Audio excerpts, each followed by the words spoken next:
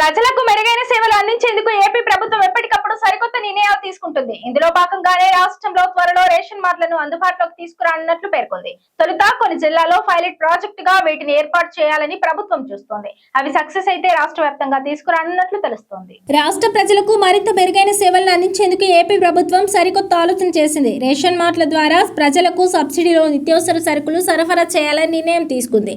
ఇందులో భాగంగానే రాష్ట్రంలోని ప్రధాన నగరాల్లో రేషన్ మార్ట్ ఏర్పాటు చేయాలని చూస్తుంది.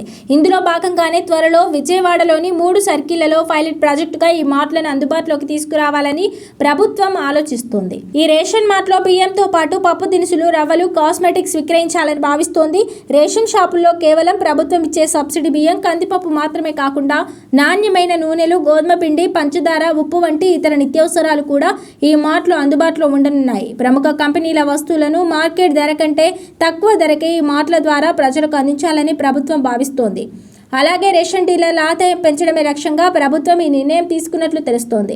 వస్తువుల అమ్మకాల ద్వారా వచ్చే కమిషన్తో రేషన్ డీలర్ల ఆర్థిక పరిస్థితిని మెరుగుపరచడం కూడా ఈ పథకం ఉద్దేశమని ప్రభుత్వ వర్గాలు చెబుతున్నాయి.